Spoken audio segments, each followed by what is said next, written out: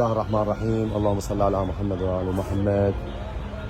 عظم الله أجوركم جميعا بحق محمد وآل محمد باستشهاد ريحانة رسول الله الإمام الحسين وأهله، وعلى بركة الله وبهذه الأيام المباركة من افتتاح شركة أهل الخير، شركتنا للنقل، نقل المسافرين. طبعا جزاه الله خير العم والأستاذ والحاج محمود الشيخ فليح حجي.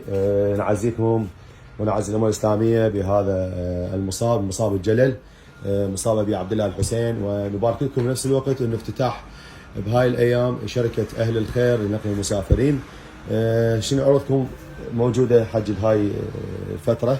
حج علاء أبو أحمد، إن شاء الله نعزي جميع المسلمين وشيعة العراق وجميع الشيعة في العالم باستشهاد ومصاب الإمام الحسين عليه السلام. احنا اختارينا هاي الأيام إن شاء الله سهلها، وفتحنا الشركة واختارينا هاي الأيام نحكي على الحديث عن الشركة، لأن إن شاء الله احنا هاي شركتنا تخدم زوار الحسين وتخدم زوار رسول الله وتخدم ضيوف الرحمن إن شاء الله. إن شاء الله. وتخدم زوار السيدة زينب. شو وقت عندكم رحلاتنا إن شاء الله عندنا حج علاء، استلمنا جوازات إن شاء الله، وبدينا راح نستلم جوازات بعد الأربعينية رحلتنا إن شاء الله. نعزي رسول الله ونعزي أم البنين والإمام رحلة الحسن. العمرة إن شاء الله. رحلة العمرة إن شاء الله. وسوريا إن شاء الله مستمرين إن شاء الله على طول السنة عندنا، ولإيران إن شاء الله. هاي شركتنا شركة أهل الخير لنقل المسافرين. إن شاء الله. مكانها بالضبط راح يكون هاي الشط الرميثة القشطة الصوب الصغير مجاور جامع المدينة.